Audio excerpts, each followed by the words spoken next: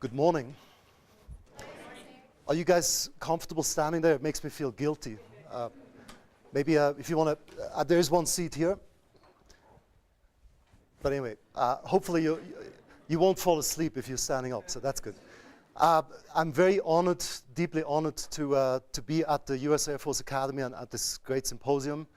It's always great to work with people who are striving for excellence, who are going for service before self. Is that the core value? And who are striving for excellence. So it's very cool, as we say in New York. If you think that I sound like Arnold, I'd like to apologize in advance. The people of California have a right to have good governance.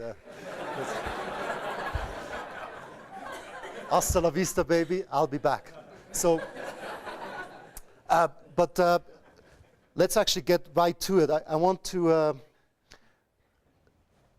start by saying that this financial crisis that has hit not only the United States but also much of the world is really at bottom not a crisis of finance or a crisis of economics, but really a crisis of leadership. And you know that the Chinese word for crisis has two meanings. Have you heard about this? It means danger and opportunity at the same time. So we have a danger that we're facing in the world, but we also have a tremendous opportunity to actually reinvent what it means to be a leader in the 21st century. Maybe it doesn't mean being like Arnold, but it means being like, what does it actually mean? What does it mean? Is leadership a function of the right genes, the right talents that you're born with, like Pablo Picasso? Or does it mean it's a function of culture, that some cultures are better at leadership than other cultures? Or is it a function of coaching and mentoring? What is it?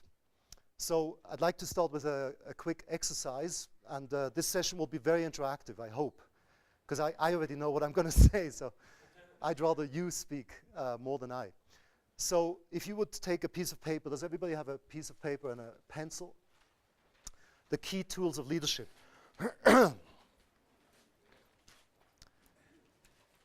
By the way, if you could hand these around so people could look at them, look at those books.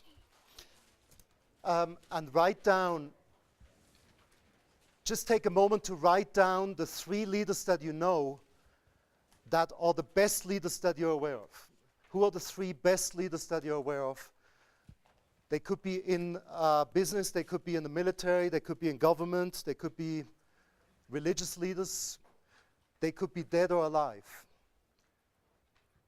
Who are the 3 best leaders that you know? They could even be in your family.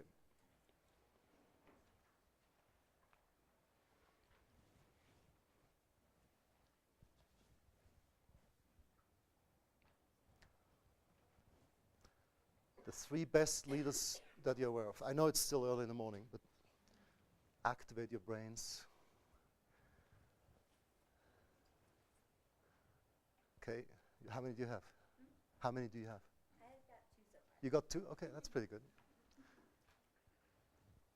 Okay, and then write down the 3 leaders that are the most terrible, awful, disgusting leaders that you're aware of. Okay. The leaders that suck, the really bad ones. Okay.